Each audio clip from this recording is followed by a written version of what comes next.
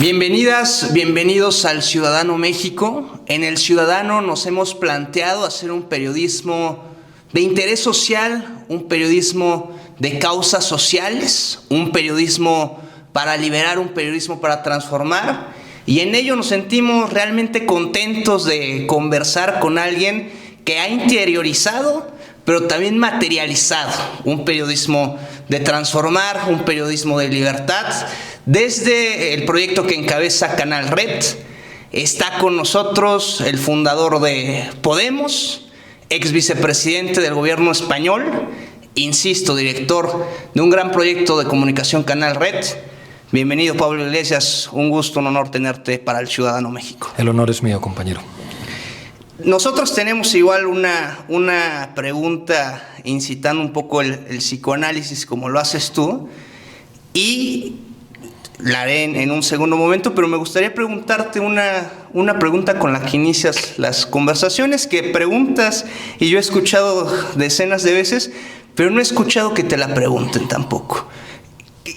¿Cómo recuerda Pablo Iglesias su niñez? ¿Qué memorias tiene? El Pablo Iglesias que en algunas referencias biográficas dicen afecto o arduo lector de Julio Verne, de esas historias.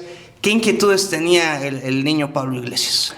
Bueno, yo crecí en una ciudad pequeña, en Soria, la ciudad de poetas como Antonio Machado o Gustavo Adolfo Bécquer, y vivir en una ciudad tan pequeña me permitió desde muy niño poder tener esa libertad de salir de casa, agarrar la bicicleta y poder hacerlo sin la compañía de adultos, que es, digamos, un recuerdo que no suelen tener las personas que fueron niños o niñas en ciudades mucho más grandes o, digamos, con ese tipo de dificultades. Y luego nunca fui un estudiante destacado, ni un deportista destacado. Lo único que yo creo que hacía como un poquito mejor que la mayoría era hablar. Sí. Era como muy hablador, y eso me lo decían siempre, y creo que lo sigo siendo. Y en un sentido personal, más allá de tus actividades académicas, de tus actividades periodísticas, del actor político Pablo Iglesias, hoy, actualmente, ¿cómo te describes en la esencia? ¿Quién es Pablo Iglesias? Bueno, alguien muy feliz porque se dedica a lo que le gusta, que es por una parte a dar clases de ciencia política y por otra parte al periodismo, a la comunicación con Canal Red, y al mismo tiempo un padre enamorado de sus tres peques y de verlos crecer y compartir pues etapas irrepetibles después de una etapa política que fue muy importante, pero no particularmente feliz. La verdad es que ahora me lo paso muy bien y soy muy feliz. En el marco de la Revolución Francesa, ser de izquierdas representaba algo. Previo a la caída del muro, también ser de izquierdas representaba algo. Actualmente, ser de izquierda o ser progresista, ¿qué representa para Pablo y qué representa para quien milita ello, ser de izquierdas y ser progresistas en esta época? Es una pregunta muy inteligente. O sea, por una parte, la Revolución Francesa establece los principios de la modernidad, libertad, principios políticos de la modernidad occidental, dejémoslo ahí, libertad, igualdad y fraternidad. Digamos que los parlamentarios franceses situados a la izquierda, en la montaña, digamos que representarían los intereses de los de abajo, los intereses de los sectores subalternos. Eso, digamos, se redefine con las geografías ideológicas de la Guerra Fría, y yo creo que en este contexto posguerra fría, en el que hemos perdido esas certezas geopolíticas que podían existir antes, volver a lo que significaba la Revolución Francesa, entender que lo que diferencia a la izquierda de la derecha es representar intereses subalternos frente a aquellos que representan los intereses de las oligarquías, sería una descripción precisa. Ahora bien, siempre a eso hay que añadirle que no hay ideologías o principios que se puedan defender sin un proyecto cultural ideológico asociado a eso. Nunca hay que fiarse de los planteamientos puramente economicistas. Sí. La izquierda es defender a los de abajo, pero al mismo tiempo construir un proyecto cultural e ideológico. En esta época, ¿tú te defines como un periodista que hace política o un político que hace periodismo o ninguna de ambas? Responderé con una provocación que Sí. no suele gustar a algunos periodistas, Sí. Que es decir que los periodistas y los medios de comunicación son actores político-ideológicos también. Claro. Eso, para muchos periodistas, digamos que vendría a ser como desvalorizar su profesión. Decir, no, yo tengo que ser imparcial. Si usted dice que estoy politizado, está diciendo que soy un mal periodista. Y es como, no. Una falsa imparcialidad, ¿no? No puede haber imparcialidad. Lo que puede haber es rigor. Se puede ser un periodista de derechas riguroso, por supuesto que sí. Sí. Lo que no puede usted contarme es que sus enfoques, la selección de temas, la jerarquización de los temas, la manera de enmarcar los asuntos no es una tarea político-ideológica propia del periodismo. Cualquier medio de comunicación tiene línea editorial que se puede expresar de manera explícita en los editoriales, Sí. y que se expresa de una manera mucho más importante, que es de manera implícita en los titulares, en las palabras que se utilizan, en la manera en la que se organizan los temas. Entonces, a mí cuando me dicen, pero tú antes eras político, ahora eres periodista, yo siempre he sido un militante. Sí. Y era un militante ocupando un cargo público, era militante siendo vicepresidente, era militante siendo secretario general, y ahora soy militante dirigiendo un medio, pero del mismo modo que trataba de ser un buen gestor como vicepresidente, pues dirigiendo un medio me gusta que una de las características de nuestro medio sea el rigor. Yo creo que la base es un programa que se ha ganado un enorme prestigio sin ocultar en ningún momento su línea editorial. Sí, Somos sí. un programa de izquierdas, pero que trata de hacer un periodismo con rigor, que trata de investigar, que trata de analizar el periodismo con rigor, que trata de aportar datos, que trata de aportar contexto y explicaciones, y eso también es una tarea militante y política, claro que sí. ¿Cómo hacer entender o llevar a esta reflexión a los gobiernos de corte progresista de la trascendencia que es, digamos, militar en la narrativa, de que es tan importante el acto de gobernar como el acto de comunicar el gobierno, de entender que hay hoy una guerra que ordinariamente la izquierda o el progresismo ha sido pasivo y ha más bien actuado en modo de defensa, pero que también hay que tener una ofensiva ante la agenda mediática y política en la comunicación de los gobiernos?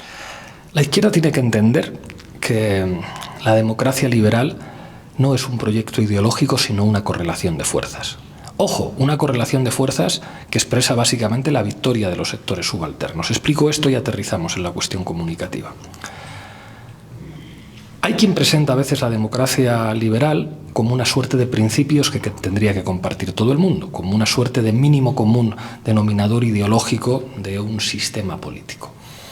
Esto se explica así en las facultades de políticas, y desde esa perspectiva la judicatura tiene que ser neutral, la policía tiene que ser neutral, los actores económicos no tienen más que interés en hacer negocios, la Iglesia responde a una cuestión privada de las creencias religiosas, sí, y la política es exclusivamente lo que hacen los partidos políticos que se presentan a las elecciones.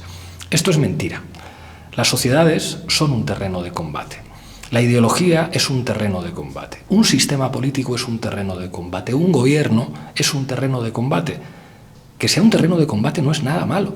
La política es conflictiva por definición. Sí. Solamente porque hubo conflicto las mujeres pueden votar. Solamente porque hubo conflicto hay sufragio universal. Solamente porque hubo conflicto de clase eso pudo cristalizar en el derecho del trabajo y que haya jornadas laborales reguladas, permisos retribuidos, derecho a vacaciones, normas de seguridad e higiene.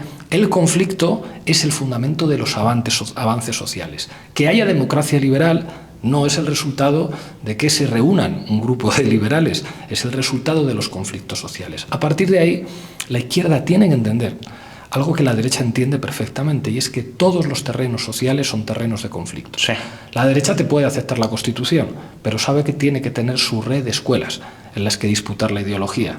La derecha puede decir que respeta la Constitución, pero sabe que la penetración ideológica del empresariado es absolutamente fundamental. La Iglesia puede decir que respeta, la derecha puede decir que respeta la Constitución, pero saben perfectamente que el control de los medios de comunicación es condición de posibilidad de acumular poder en sociedades altamente mediatizadas. La derecha sabe que la Iglesia católica no es, digamos, una respuesta a sentimientos religiosos privados, sino que es el gran actor ideológico, y que de hecho, cuando algunos religiosos empiezan a abrazar la teología de la liberación, hay que preocuparse de que les estén dando la guerra ahí. La izquierda no siempre ha entendido esto. Una derecha que no tenga poder mediático, por lo tanto poder ideológico, una izquierda que no tenga gente que defienda sus ideas en el seno de la policía, en el seno del ejército, sí, en el seno del poder judicial, es una izquierda llamada a perder, porque todos los terrenos son terrenos de combate. Bien. Eso no quiere decir que un policía, por ser de izquierdas o de derechas, sea peor profesional. Eso no quiere decir que un juez, por ser de izquierdas o de derechas, sea peor profesional. Pero es evidente que sus ideas y sus valores van a condicionar la manera en la que lleva a cabo su trabajo. El derecho se puede interpretar de muchas maneras. Cualquier jurista lo sabe.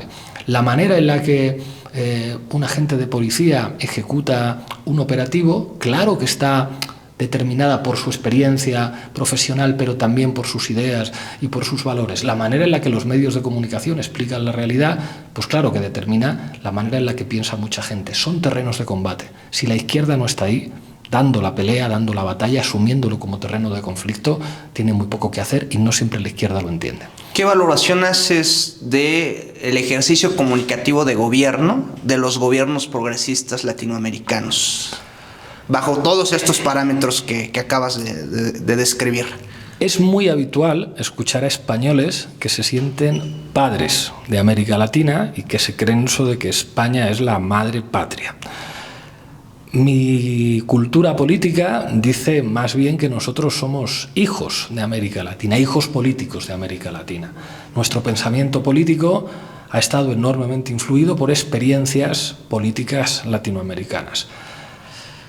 Con toda la humildad reconocemos que la gran reserva ideológica de la izquierda a nivel mundial está en América Latina. Bien. Ha habido experiencias en diferentes países distintas, con resultados diferentes, con éxitos, con enormes fracasos también. Y en estos momentos es indudable que experiencias como la de Chile, como la de Colombia, destacan enormemente. Por contra, otras, como la experiencia de Venezuela, es enormemente controversial, como dicen ustedes, entre diferentes sectores de la izquierda. Sí.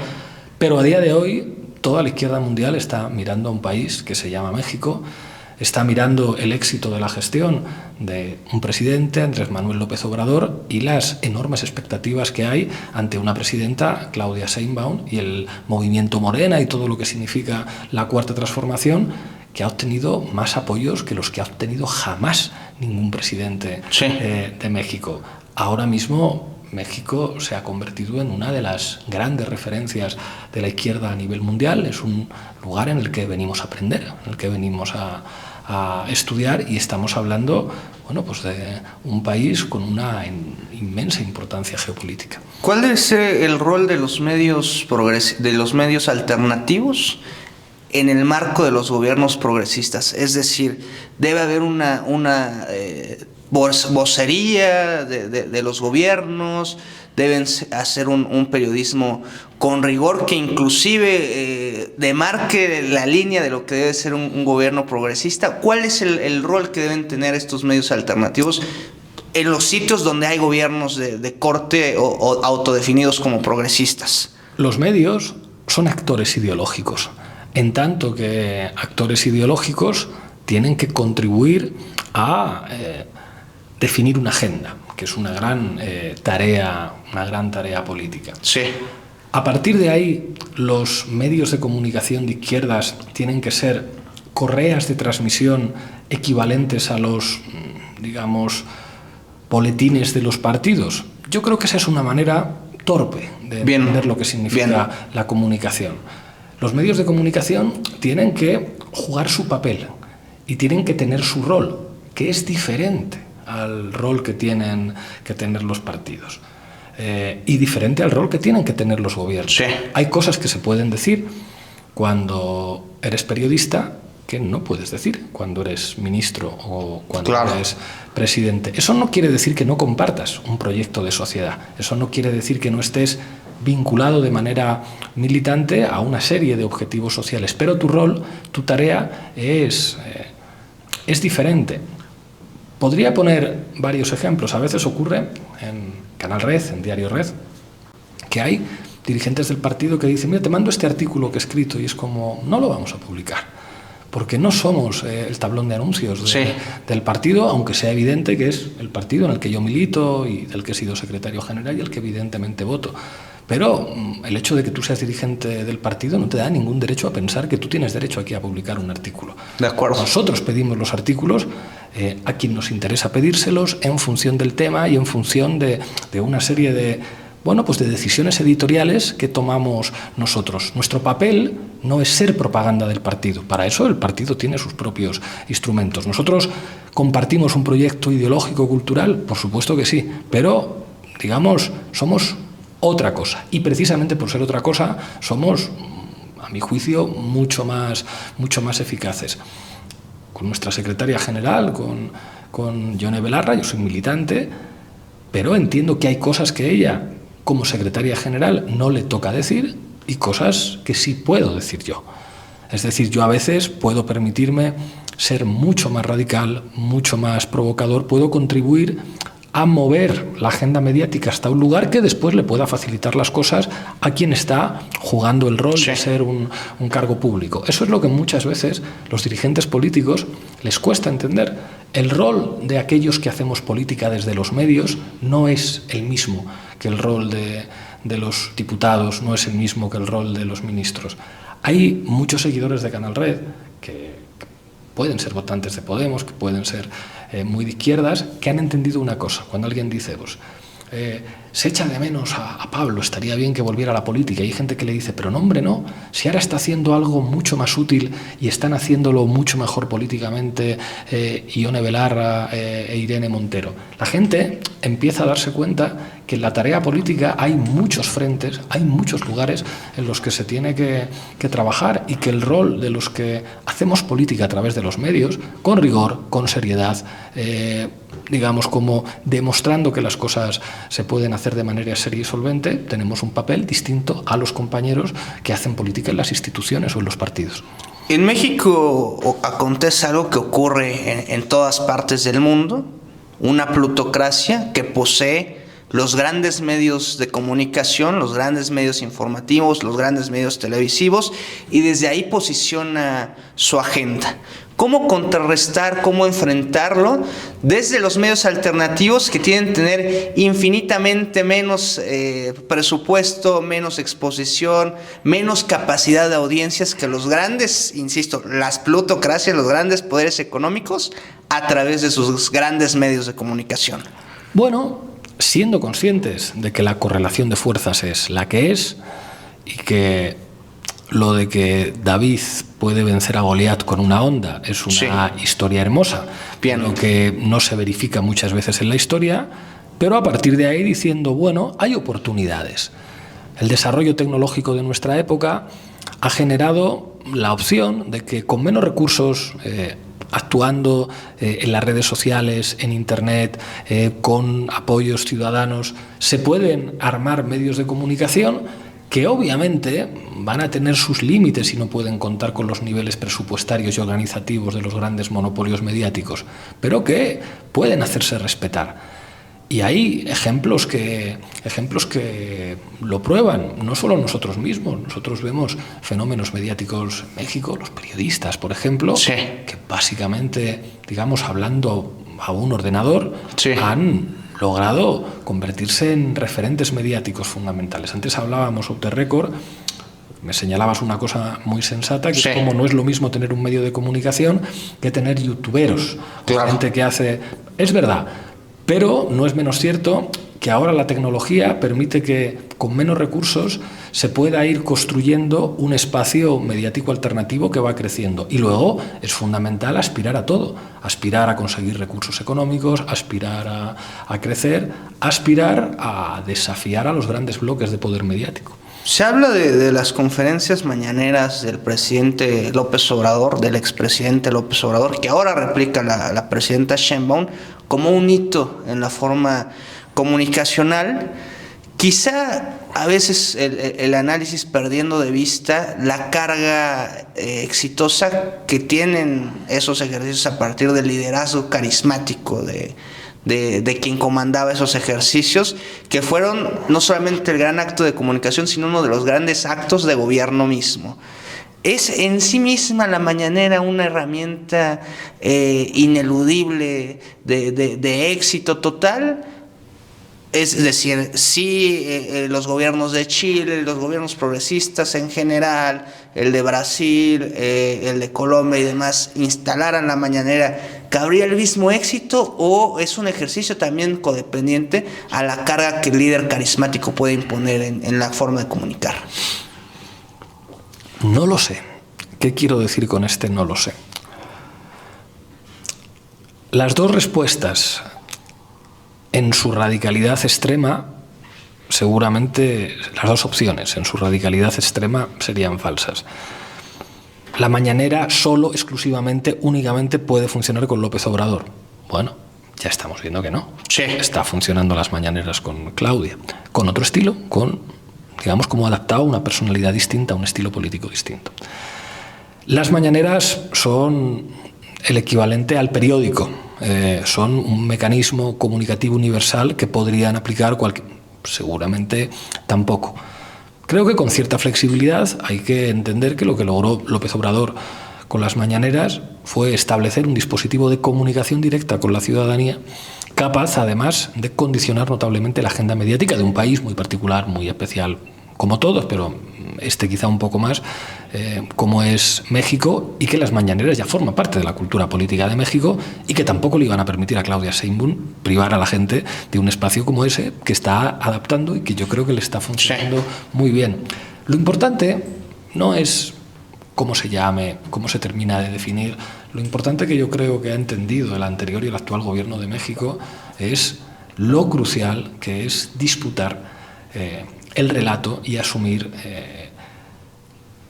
lo mediático como terreno de combate y lo comunicativo como terreno de combate y terreno para hacer política. Para nosotros, como Canal Red, que tanto el expresidente como la actual presidenta concedieran entrevistas a nuestro medio, sí, para nosotros revela su enorme conciencia de que hay que apoyar a los medios alternativos.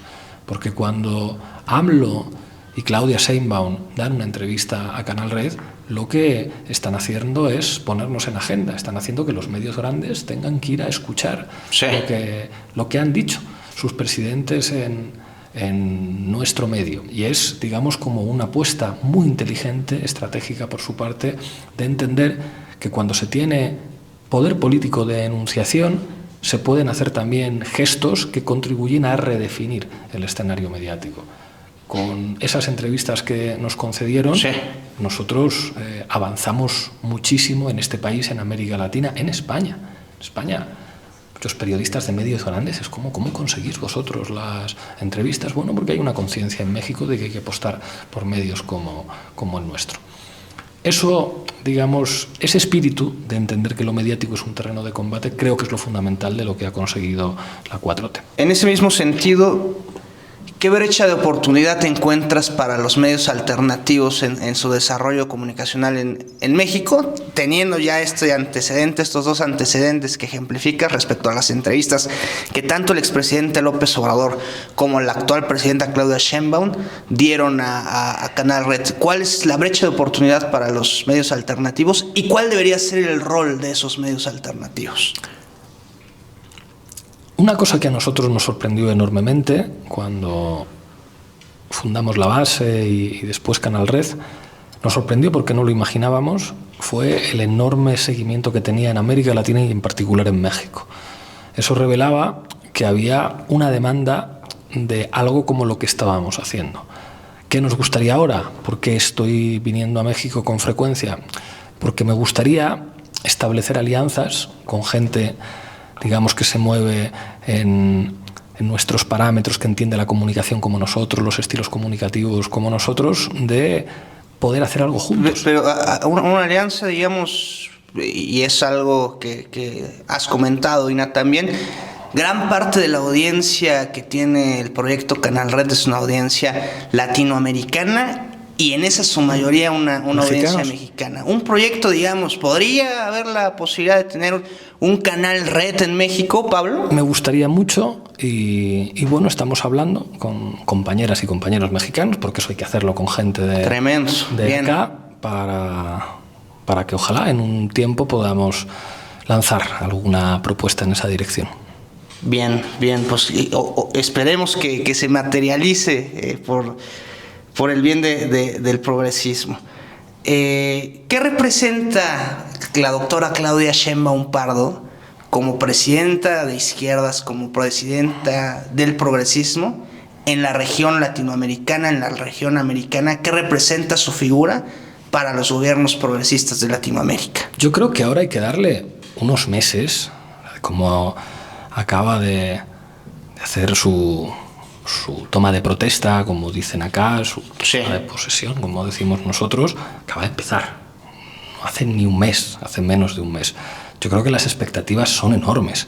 Es la primera presidenta de este país, es la que ha recibido unos apoyos sin precedentes, es la llamada a continuar el proyecto de la Cuarta Transformación. No solamente América Latina, el mundo entero está mirando a México. Va a haber en noviembre unas elecciones muy importantes en Estados Unidos que inevitablemente van a definir la relación de México con el vecino del norte. Vamos a dejarle unos meses. Yo creo que ahora hay que dejar trabajar al gobierno de México, que ha puesto encima de la mesa muchos elementos muy importantes y muy valiosos, y vamos a dejar el primer diagnóstico, los primeros comentarios para dentro de un tiempo. Entiendo, digamos, que es muy pronto para hacer una valoración. Lo que sí es que ya se ha instalado un ideal de gobierno descrito en el humanismo mexicano, una nueva forma de entender las relaciones económicas, las relaciones sociales, priorizando por el bien de todos a los más vulnerables. Ese humanismo mexicano, que es la doctrina de gobierno que postula el gobierno mexicano de la doctora Claudia Sheinbaum Pardo, ¿qué representa ante también la visión internacional, ante los sistemas de gobiernos ya bien definidos, esta búsqueda de innovar en sentido del humanismo mexicano? Yo tengo experiencia de gobierno y lo más importante de un gobierno no son sus propósitos, o no son solo sus propósitos, sino la manera en los que trata de conseguirlos. Tener responsabilidades de gobierno implica que muchas mañanas te levantas y tienes que comerte un sapo. Entonces te pueden poner la sal, la pimienta, el chile para que el sapo entre mejor, pero es un sapo. Tener responsabilidades de gobierno implica a veces cabalgar contradicciones.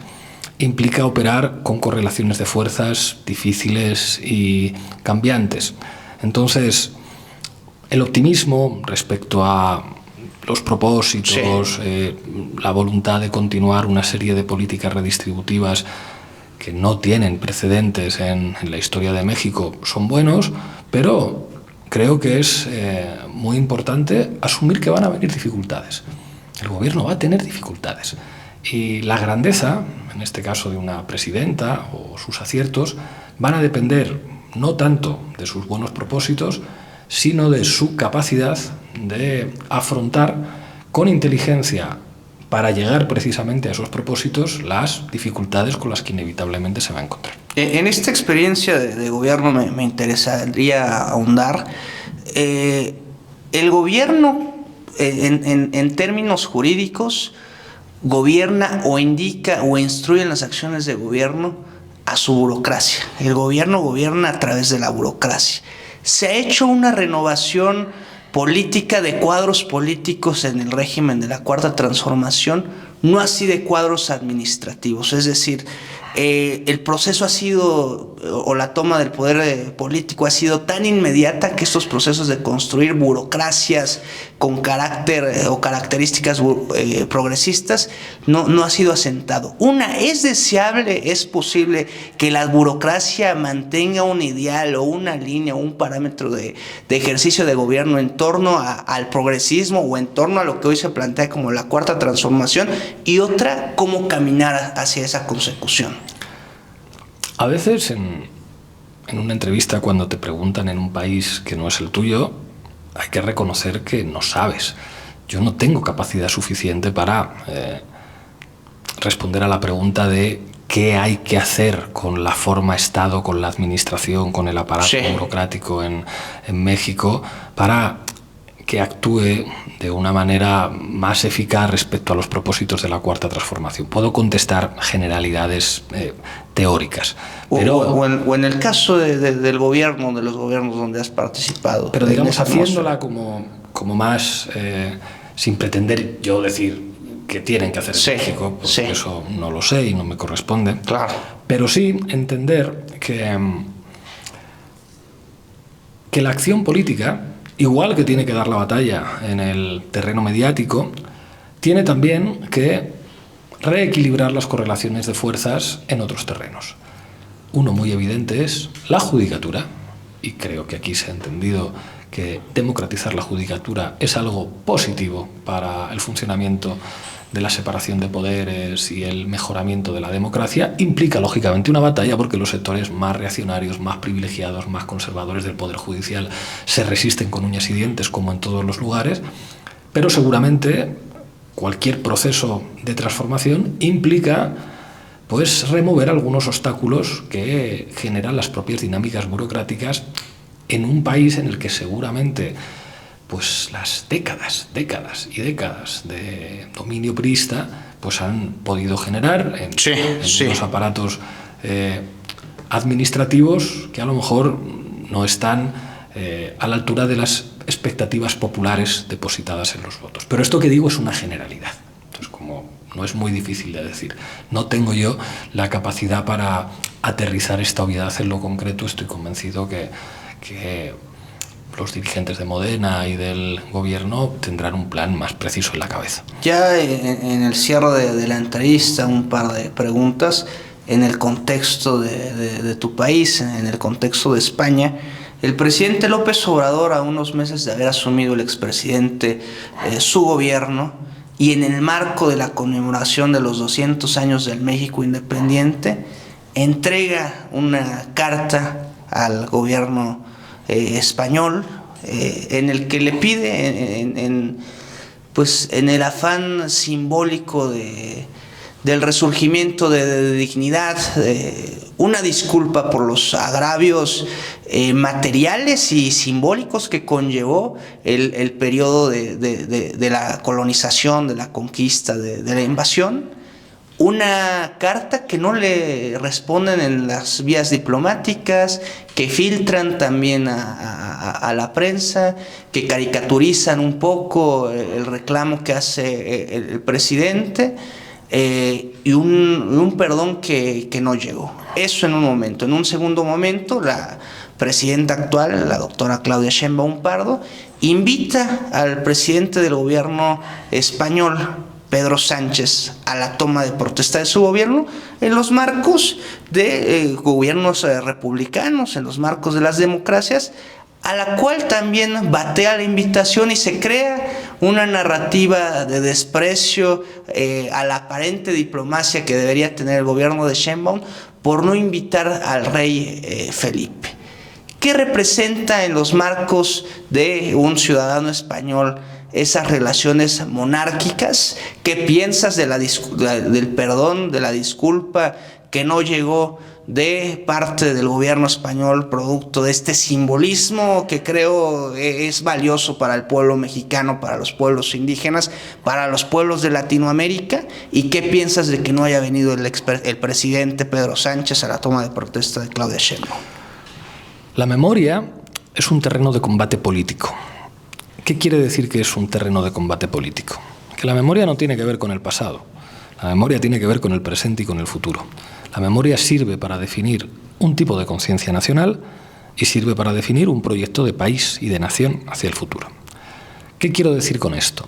Yo entendería que un gobierno de la derecha en España hubiera cerrado filas con la monarquía para defender una idea de España que reivindica la conquista, que reivindica a Hernán Cortés, que dice que no hubo ningún genocidio, que la llegada de los españoles a partir de 1492 fue lo mejor que le pudo pasar al continente y que nosotros u otros españoles vinieron aquí a evangelizar a los indios y convertir a unas civilizaciones atrasadas en parte de la cristiandad. Podría entender que la derecha española, rancia, ultramontana, defendiera una concepción de España monárquica, conservadora, reivindicadora de España, luz de Trento, espada de Roma. Y ahí lo que cabría esperar de un gobierno de la derecha es alineado con la monarquía para tener un choque diplomático con México. Pero claro, un gobierno de Pedro Sánchez yo creo que tenía una oportunidad muy interesante de haberle disputado a la derecha la idea de España. Porque en realidad lo que estaba planteando el presidente López Obrador es: pongámonos de acuerdo en que lo que se hizo en estas tierras a los indígenas fue un crimen. Sí.